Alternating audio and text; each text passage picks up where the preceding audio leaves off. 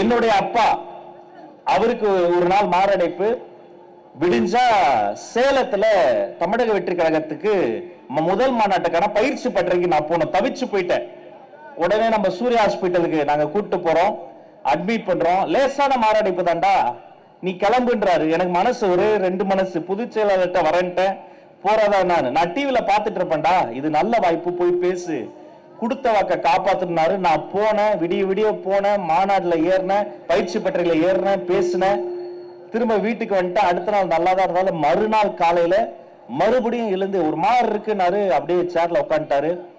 10 phone அடிச்ச ஆம்புலன்ஸுக்கு, route சொல்ல முடியல, சந்து சின்ன சின்ன சந்து. அப்புறம் பெரும் பாடுபட்டு மருத்துவமனை கொண்டு போனோம். அப்பா இன்னைக்கு என்னோட இல்ல.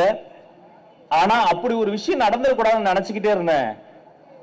இந்த மேடைகள் வைத்து நம்ம பகுதிக்காக இலவச ஆம்புலன்ஸை கொடுத்தீங்களே, உங்களை கையெடுத்து கும்பிடுகிறேன்.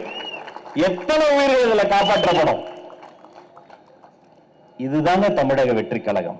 எங்களுக்குள்ள எந்த போட்டி பொறாமையும் இருக்காது, எங்களுக்குள்ள எந்த பங்காளியாங்களி சண்டையும் இருக்காது. ஒரே ஒரு போட்டி, யாரு நல்லது பண்றது நலத்திட்டம் பண்றதுல போட்டி போடுவோமே தவிர பொறாமையில் போட்டி போடாத ஒரு சூரிய வம்சம் படம் பார்க்கிற மாதிரி ஒரு குடும்பம் இருக்குன்னா அது இந்த மேடை தான். அதை பார்த்தாலே தெரியும். இப்படிப்பட்ட தமிழக வெற்றி கழகத்தின் சார்பில் நிறைய நலத்திட்டங்களை நாங்க எதிர்கட்சியா இருந்த போது செய்தோம். இப்ப ஆளுங்கட்சி ஆயிட்ட பிறகும் அதை செய்யறோம். அதற்கு ஒரே காரணம், சாதாரண எளிய வீட்டு பிள்ளைய கூட கையை பிடிச்சு தூக்கி விடக்கூடிய ஒரு மனிதர் தான் காரணம். நானும் ஊழல் செய்ய மாட்டேன், ஊழல் செய்ய மத்தவங்களையும் விட மாட்டேன்னு சொல்ற ஒரே மனிதர் தான் காரணம். மாண்புமிகு முதலமைச்சர் ஸ்ரீ ஜோசப் விஜய் அவர்கள் மட்டும்தான் காரணம். அவர் உத்தரவிட்டார், பள்ளிக்கூட வரவழியில் இருந்த 717 டாஸ்மாக் கடைகள் மூடப்பட்டன. அவர் கட்டளையிட்டார், கல்வி சான்றிதழ்கள் காசு வாங்கின அந்த கல்ச்சர் அதோடு அடியோடு நிறுத்தப்பட்டன.